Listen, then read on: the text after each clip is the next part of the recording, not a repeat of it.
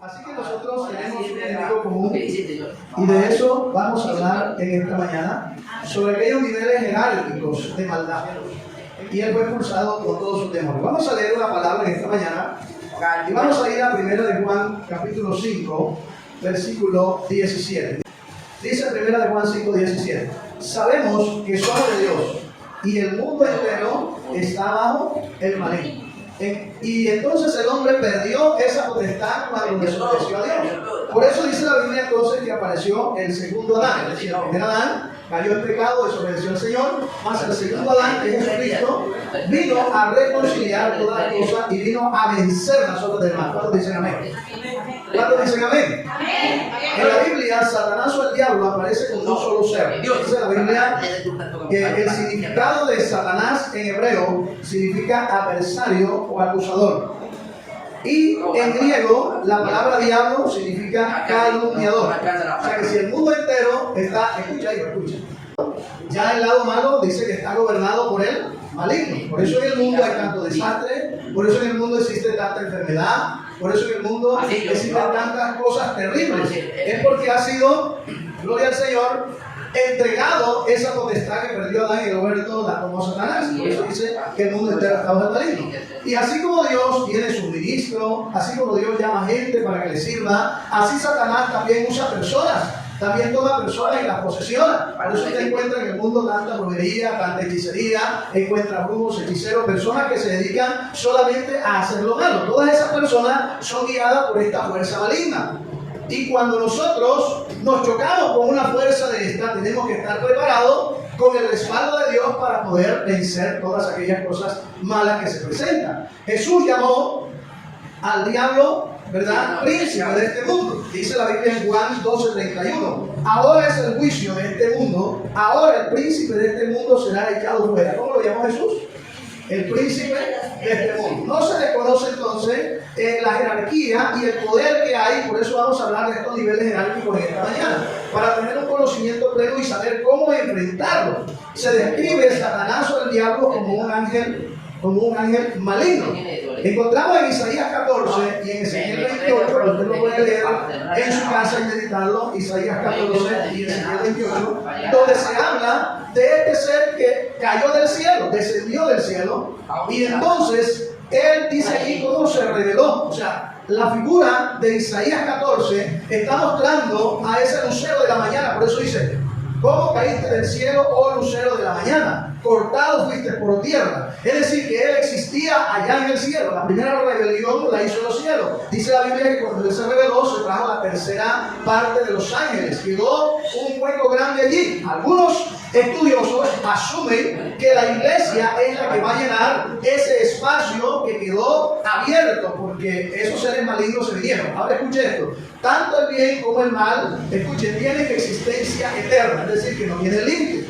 Pero la Biblia dice que para los que creemos en el Señor, los que ya le hemos creído al Señor, hemos sido llamados para servirle, esperamos según sus promesas cielo nuevo y tierra nueva. Dicen los cuales mora la justicia de Dios. Quiere decir que la injusticia que hoy se refleja en el mundo es producto de este ser maligno. Son potestades que se levantan, son espíritus que se levantan, que posesionan a las personas y que vienen a hacer tanto daño en la tierra. ¿Qué va a pasar con esos espíritus malos? ¿Qué va a ocurrir con estas fuerzas malignas? ¿Qué va a pasar con Satanás, el diablo? ¿Qué va a pasar con todas estas fuerzas del mal? Dice la Biblia que van a ser echados a un lugar llamado infierno. Dice la palabra, creado para el diablo y sus demonios. Y va a ser encerrado eternamente. Por eso es que la vida que nos espera con Cristo va a ser una vida donde no habrá llanto, no habrá tristeza, no habrá dolor, porque lo que produce el llanto, el dolor y la tristeza son las fuerzas malignas que operan en este mundo. ¿Cuántos dicen amén? No sé si me estoy dando a entender en esta mañana. Escuchen esto: el Apocalipsis llama a este ser el acusador. En Apocalipsis 12:10 dice: entonces oí una gran voz del cielo que decía: ahora ha venido la salvación, el poder y el reino de nuestro Dios y la autoridad de su Cristo, porque ha sido lanzado fuera, oiga esto, el acusador de nuestros hermanos, el que los acusaba delante de nuestro Dios día y noche. Día y noche. Escuchen, el acusador, Satanás, el diablo, ¿cómo y de qué manera va delante de Dios a llevarle la queja a Dios de nuestra falta? No lo sé, pero va. Por eso es necesario que cada vez que fallamos, vayamos a la fuente del perdón.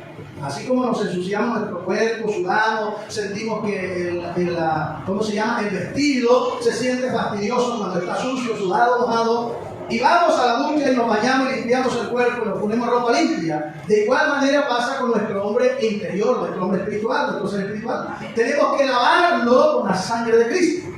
Y por eso dice la Biblia que si alguno hubiere pecado, abogado tenemos para con el Padre, a Jesucristo el justo. Oiga esto. Y la sangre de su Hijo Jesucristo nos limpia de un poquito de pecado.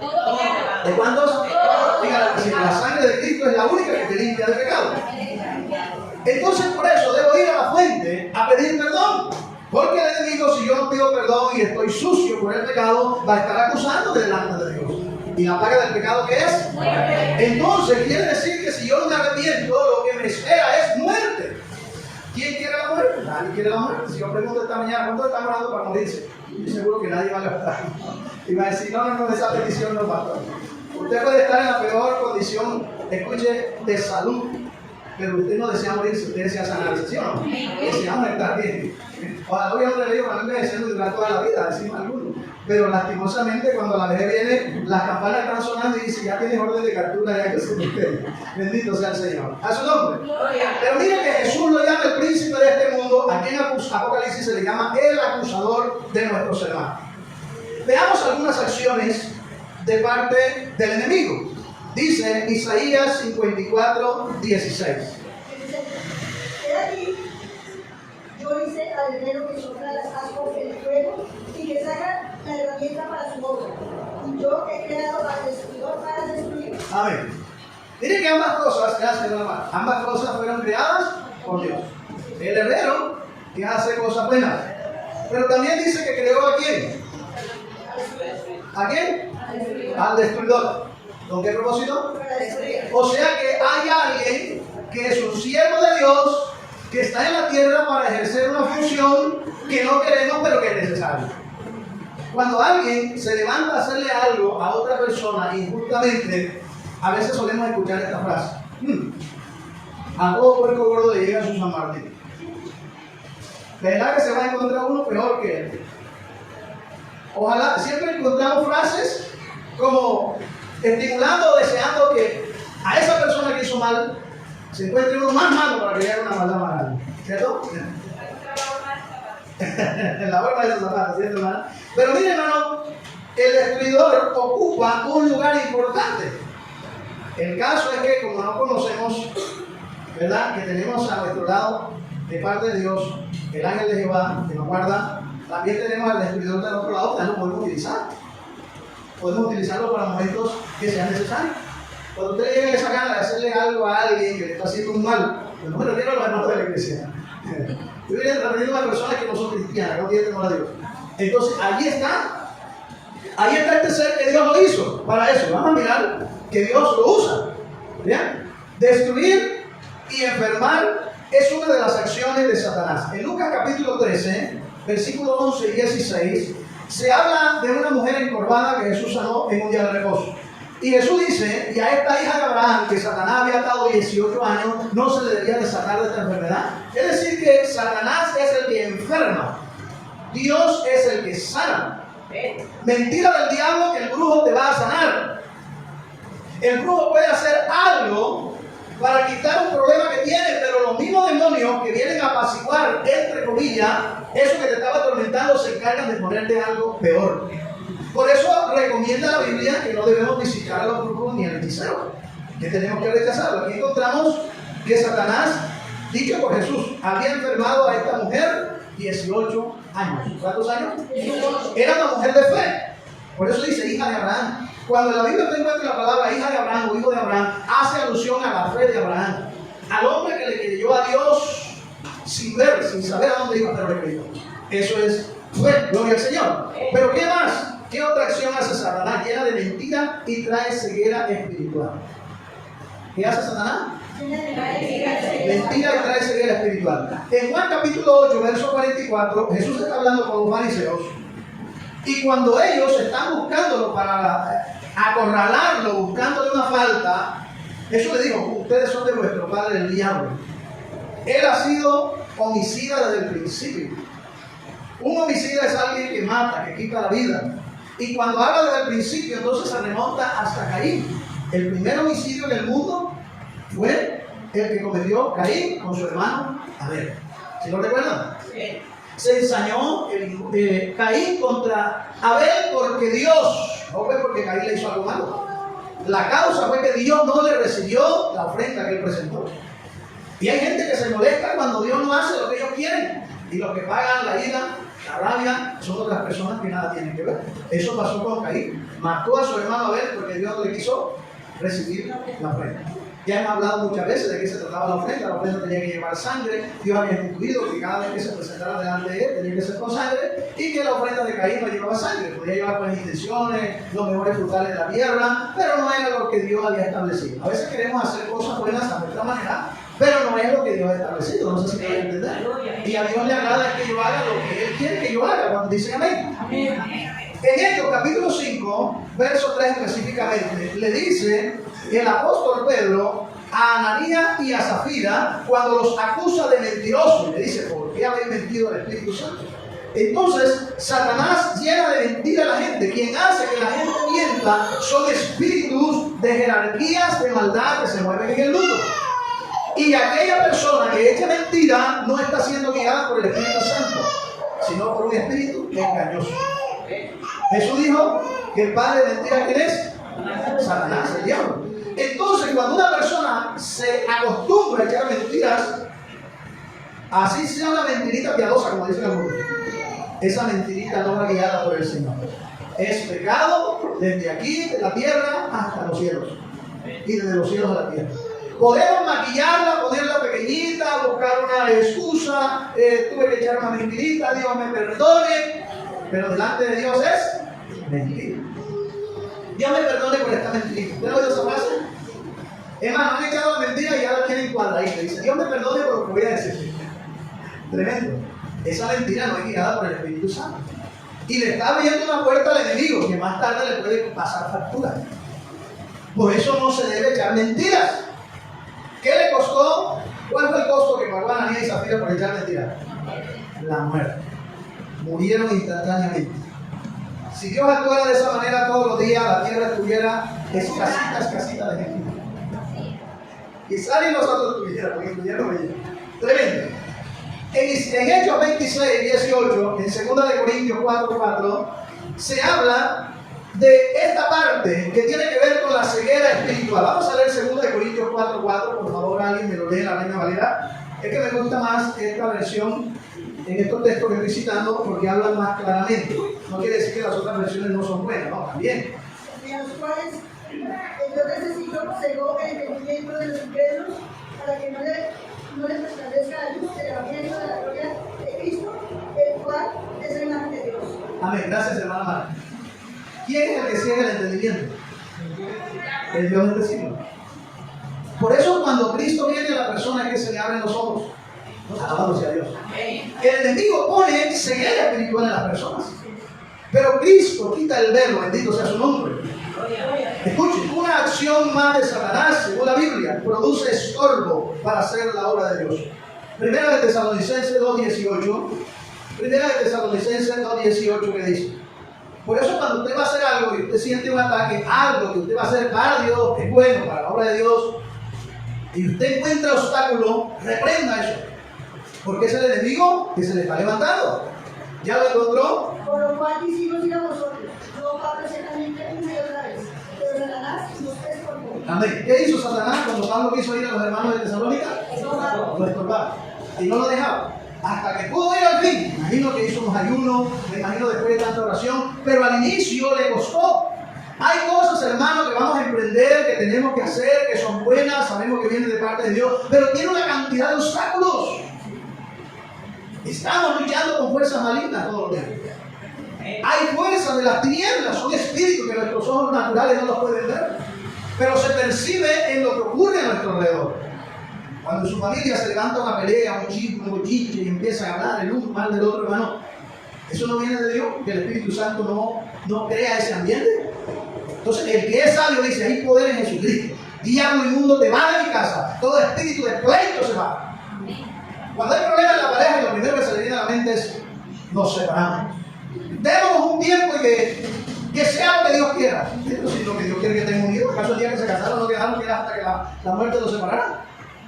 Pues eso es lo que se reza delante ¿verdad? Del altar, hasta que la muerte. Entonces quiere decir que ningún problema tiene que ser mayor que el amor que se siente. Que los defectos que hay entre ambos, el otro puede sobrellevarlos. Que no son causales de divorcio. La separación solamente es la muerte. Por ahí escuchaba el testimonio a manera de chiste de una pareja que se casó. Y al tiempo fueron donde el pastor le dijeron: pastor, nos vamos a separar. Y mi hermano, ¿por qué? No, yo no soporto a este hombre, le dijo ella. Y él le dijo: no, esta mujer, hermano, yo me equivoqué. Hermano, pero ustedes se casaron bien enamorados, aquí le hicimos la ceremonia. Ustedes, no, nos separamos. Última palabra, sí, nos separamos. A ver, esperen aquí un momentito. Se metió para allá para adentro y sacó un cuchillón así de doble filo. Y dijo: bueno, ¿a quién mato primero? Porque la Biblia dice que solamente la muerte los separa, solamente. Y se abrazaron: ¡ay, pastor! No, ya no nos separamos. Aunque eso es a manera de chiste, tiene una gran verdad. Mi hermano, cuando usted está a punto de separarse de su pareja y usted es obstinado, usted no quiere doblegarse para arreglar el problema, la muerte está ahí atrás, hermano. Está ahí atrás. ¿Cuál me llegó? Al más orgulloso que me voy a llevar, es que no tiene doblegada ese. Hay un problema. Y usted no sabe que la muerte no respeta si usted es evangélico, ungido, reungido, triple ungido, casi llegando a Jehová Junior, se lo lleva. Amén. El más ungido se lo lleva. ¿Por qué? Porque en Hebreos 9:27 dice que está establecido a los hombres que mueren una sola vez. O sea, todos vamos a morir. Está establecido que nos vamos a morir. No queremos, pero nos vamos a morir. Amén. No le gusta a mucha gente que hable de la muerte, que nos vamos a morir. Pero nos vamos a morir. Entra en una persona por medio del orgullo y la avaricia. Oiga, puertas que se abren: orgullo y avaricia. Oiga esto, Juan 13:27. ¿Qué dice Juan 13:27? Y después del bocado, Satanás entró en él. Entonces Jesús le dijo: lo que vas a hacer, hazlo más pronto. Le dijo el Señor a Judas: lo que vas a hacer, hazlo pronto. Después del bocado, Satanás entró en él. ¿Por qué entró Satanás en Judas? Porque Judas estaba lleno de avaricia. A Judas le gustaba la plata más que la unción. Judas se congregaba era porque llevaba la bolsa. Judas se alegraba cuando la iglesia se llenaba porque decía: uy, si va a entrar bueno. ¿No ve que sustraía de la bolsa? Bueno, si dice la Biblia mía, yo no sé la suya. Amén. A su nombre. Entonces, por tener ese espíritu avariento de la plata, entró el enemigo. Dios guarde nuestro corazón de la avaricia. Dios guarde nuestro corazón del orgullo. Dios nos guarde de cosas como esta, porque el enemigo está ahí. Ahí está esperando a ver quién le abre la puertecita. Y la puerta se abre de esta manera. Hay espíritus malos con capacidad de hacer señales y engañar. Por eso, aunque alguien haga señales, no le camine por las señales que hace, escúcheme, sino por el fruto que da. El Señor Jesucristo dijo: por su fruto los hay gente influenciada por el Espíritu Santo, pero también gente influenciada por espíritus de maldad. Es lo que dice, le voy a leer Apocalipsis 16, versículos 13 y 14. En una de las copas que será derramada cuando vengan los juicios de Dios sobre la tierra, dice Apocalipsis 16, 13: y vi salir de la boca del dragón y de la boca de la bestia y de la boca del falso profeta 3 espíritus inmundos a manera de ranas, pues son espíritus de demonios que hacen señales. ¿Que hacen qué? Señales, dice. Y van a los reyes de la tierra del mundo. ¿A quiénes manejan? A los reyes de la tierra del mundo, dice, para reunirlos a la batalla de aquel gran día del Dios Todopoderoso. ¿Qué hacen esos espíritus? Levantan a los dirigentes del mundo en contra de todo lo de Dios. Y así como hubo una persecución en la iglesia primitiva al inicio por causa del imperio romano, que mataron a tantos cristianos y huyeron y tenían que hacer cultos en las catacumbas, así volverá un tiempo de persecución en la iglesia. Porque la Biblia dice que volverá el tiempo de los días de Noé, que vendrá el tiempo de Sodoma y Gomorra, donde los hombres han cambiado del uso natural. Y lo vemos en Romanos capítulo 1. El hombre ha cambiado el uso natural, mujeres con mujeres, hombres con hombres. Pero ¿sabe cuál ha sido la causa? Dice allí, que han hecho imágenes de cosas creadas para rendirle culto. La idolatría, Dios la abomina y la detesta. Todo idólatra que es abominable ante Dios está expuesto a ser poseído por estas, escuchen, por estos niveles jerárquicos de maldad. por estos espíritus malos. Bendito sea el Señor. Sea bendito para siempre el nombre del Señor. Escúcheme bien, los falsos profetas son dirigidos e inspirados por espíritus malignos. Por eso el Señor advirtió que nos cuidáramos de los falsos profetas. Pablo habló de los falsos maestros y los falsos apóstoles. Hay personas que tienen apariencia de piedad, pero vuelvo a recordarlo, no los conocemos por los hechos que hacen, sino por los frutos que dan. No por los milagros que producen. Ya vimos que los demonios también hacen milagros, también hacen señales. Pero eso no es lo que me convence a mí para decir que una persona de esa sea un hijo de Dios. Lo que me convence para decir que una persona es un hijo de Dios es su testimonio personal. La Biblia habla de Juan el Bautista y no se habla de un solo milagro. Muestren un solo milagro, no hay ni uno. Si lo hizo al menos, los escritores no lo dejaron registrar. Pero Jesucristo dijo de Juan el Bautista que fue el más grande de los profetas, el más grande de los hombres de Dios de su tiempo. A su nombre.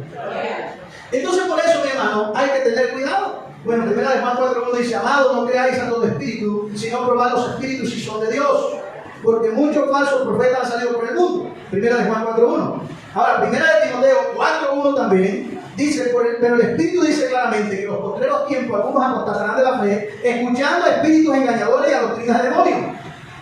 ¿Estamos en ese tiempo? Hay una cantidad de iglesias aglomeradas a reventar, pero están escuchando espíritus engañadores. Tenemos un evangelio fácil, efímero, donde no hay compromiso con Dios, donde solo vamos a buscar como la sanguijuela pegado: Dios, dame, chupo, pero no doy nada para la obra. Hermano, porque le sirva al Señor. No, yo voy ocupado. Mire, para que vamos a evangelizar, no, hermano, tengo un compromiso. Ir a predicar la palabra, que es uno de los servicios más grandes que existen en la Biblia. Mucha gente se niega, pero el milagro sí va, y donde sea. Yo vi cuando llegó Carlota a Bogotá, de allá de Valledupar, de allá de Montería, de allá de Cincelejo, iban carros llenos a buscar el milagro, porque Carlota está en Bogotá, americano. Un milagro. Lo mismo pasó cuando fue a Cincelejo, cuando fue a Cartagena, perdón. Iban la gente de todas partes, se mueven por los milagros. Pero el milagro no debe ser nuestro objetivo. Nuestro objetivo debe ser el que hace los milagros. El Dios de los cielos. Bueno, dicen amén. El espíritu engañoso enviado por Dios es para los que desechan la verdad. ¿Para quién es?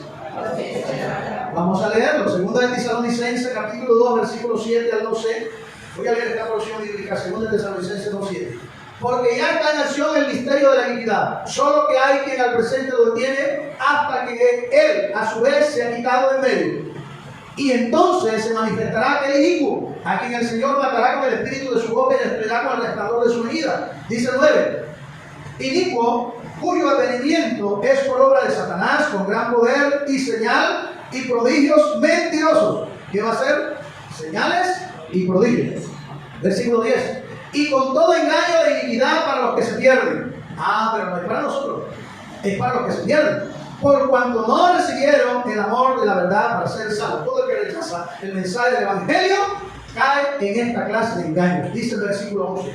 Por esto Dios, oiga, versículo 11, ¿ya lo tiene ahí? Por esto Dios les envía un poder engañoso. ¿Quién se lo envía?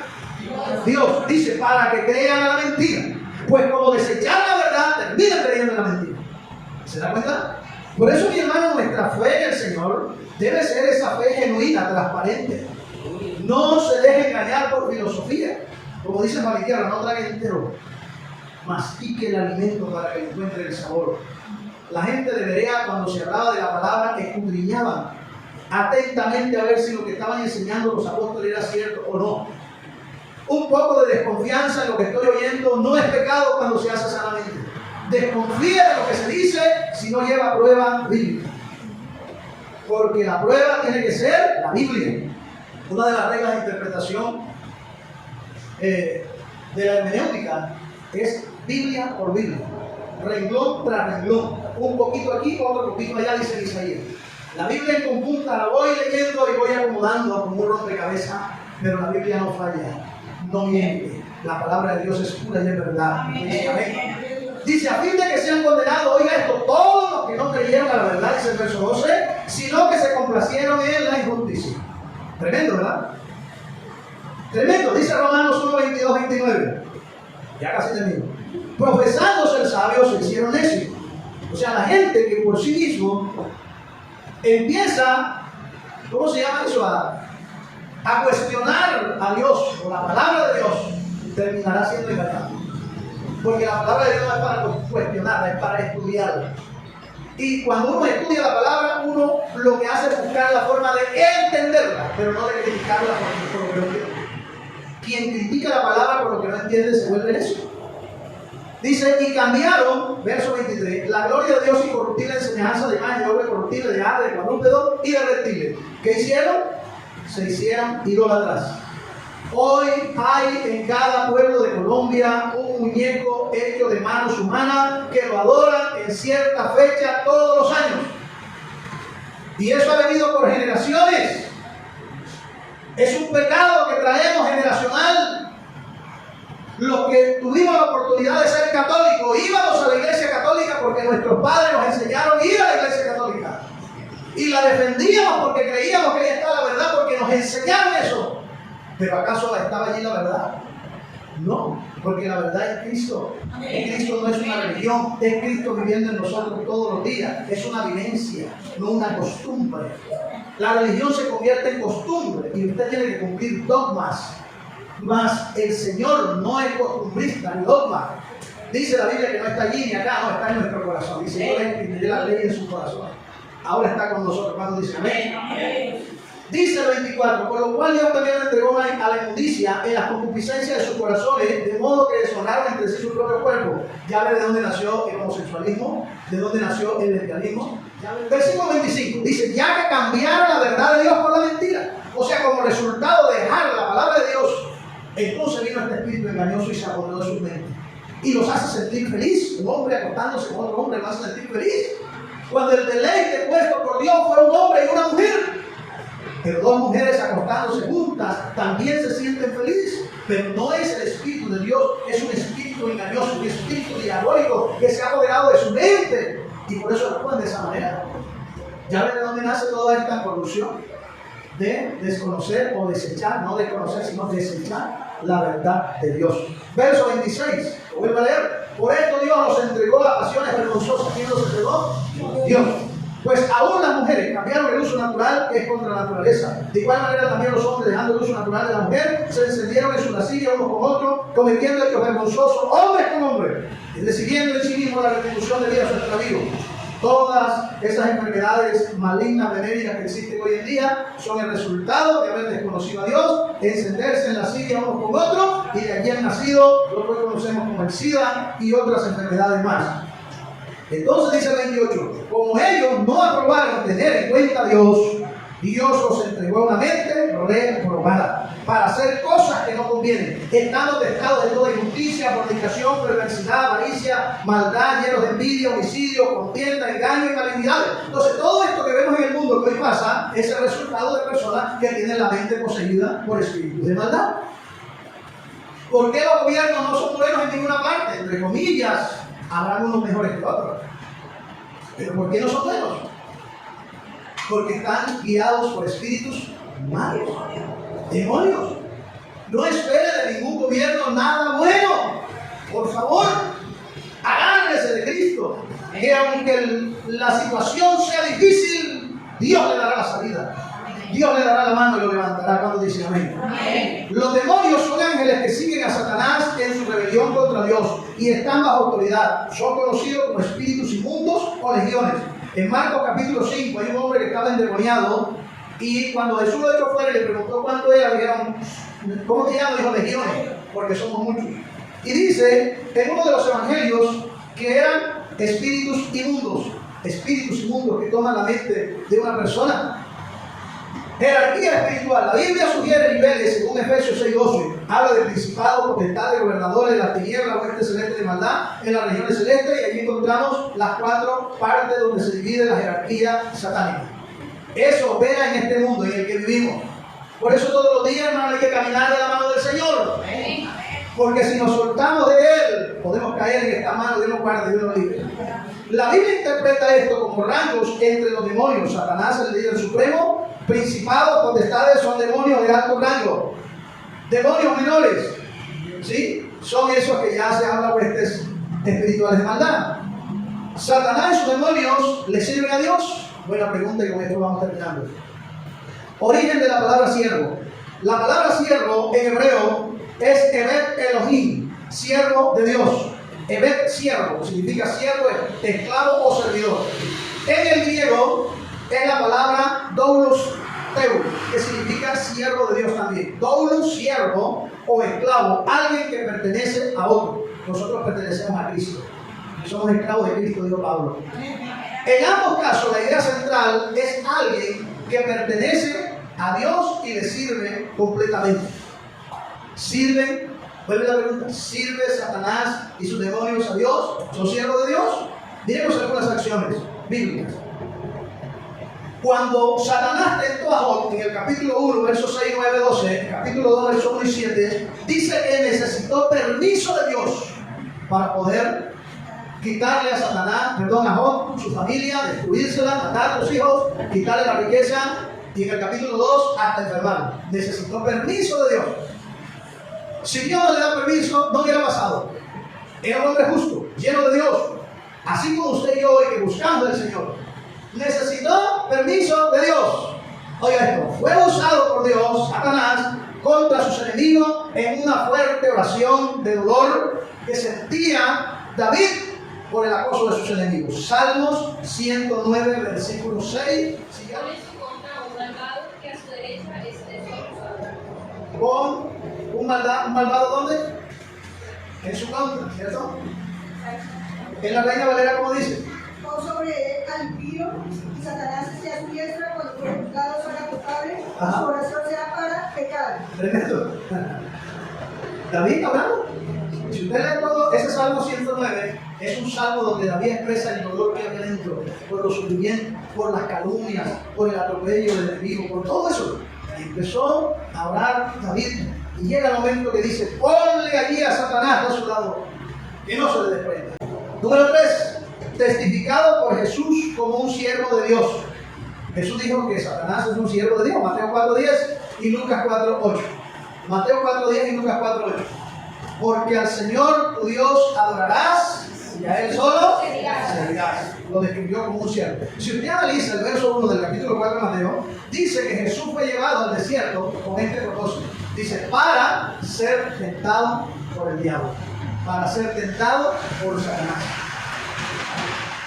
Y aquí la Biblia dice, y vino el tentador, o sea que se le llama tentador. ¿Quién es el que tienta a los hijos de Dios para hacerlos caer? El enemigo, mi hermano, es el invito. Número 4, usado para zarandear a los apóstoles. En Lucas capítulo 22, versos 31 y 32, Jesús le dice a Pedro: Pedro, Satanás os ha pedido para zarandearos como a trigo. Satanás os ha pedido para zarandearos como a trigo. Y no dijo el Señor: yo he rogado a ustedes para que tal cosa no acontezca. No, ya el Padre le había dado el permiso. Ya el Padre le había dado el permiso. Así que Jesús le tocó orar, fue diciendo: yo he orado para que tu fe no falte.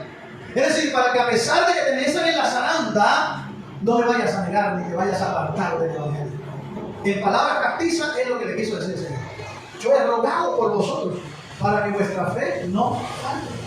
Permanezca la fe. Aunque te zarandee el enemigo, permanezca. Y Dios escuchó a Jesús en su oración. Porque Pedro sacó la espada, le mochó la oreja a Marco y después se fue para allá para el patio del sacerdote Caifás, de Ananías, y allá negó a Jesús 3 veces y después se arrepintió. Él pasó por la zaranda. Pero al final Pedro es uno de los grandes predicadores usados por el Señor. En el libro de los Hechos, en 2 predicaciones, hermano, se ganó un montón de gente. 8.000, fíjese usted, convertidos. Pedro, el pescador.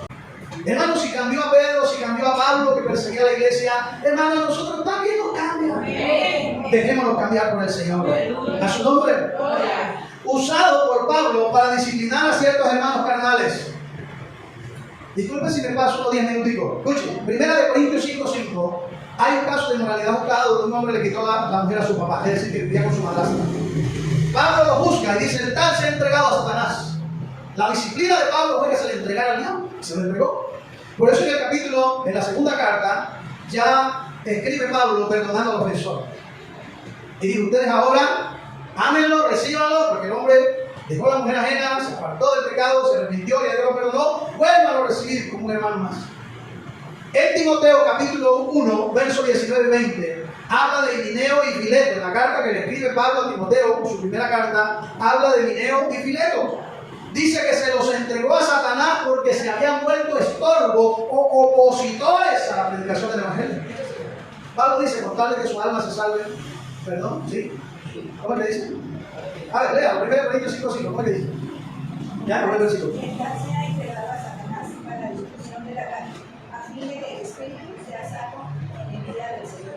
A fin de que el espíritu sea salvo el día del Señor. ¿Pero quién lleva el castigo? ¿El cuerpo? Y hay gente que no quiere hacer caso a la buena. Tiene que perder un dedo, una uña, un brazo, una pierna, una herida, una operación. Tiene que llegar al extremo del dolor para y de allá clamar y decirle, Señor, si tú me salvas de esta, te serviré toda la vida. ¿Qué es lo que Dios le dice? Hijo, y eso era lo que yo quería escuchar hace rato. Aprendemos por información, por experiencia, y las experiencias son esas. ¿Aló? ¿A su nombre? Gloria al Señor. Usado por Dios para controlar el orgullo de Pablo. Ay, papá, este sí que me gusta nada.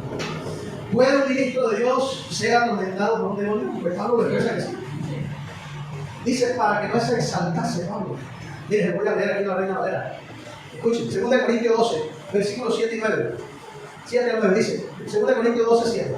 Y para que la grandeza de las revelaciones no me exaltase desmedidamente, me fue dado un aguijón de mi carne, un mensajero de Satanás que me abofeteé. Miren, daba en la boca.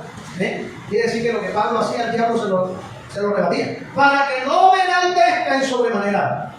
Respecto a lo cual 3 veces he rogado al Señor que lo quite de mí, y me ha dicho, bástate mi gracia. ¿Se lo quitó cuando oró? Dijo, no. Tranquilo, mijo, usted va a morir con ese aguijón ahí. Porque la idea es que usted, si le quita el aguijón, el orgullo se lo va a llevar para el mundo, mejor quédese ahí. ¿Se acuerdan que el ángel de Jehová hirió a Jacob en el mundo? ¿Cómo quedó caminando Jacob el resto de su vida? ¿Cómo? Siempre se acordaba que había peleado con Dios y al vecino, no te conviene pelear con Dios. No nos conviene pelear con Dios, hagamos cosas buenas. Gloria al nombre del Señor. ¿Cuándo dice amén?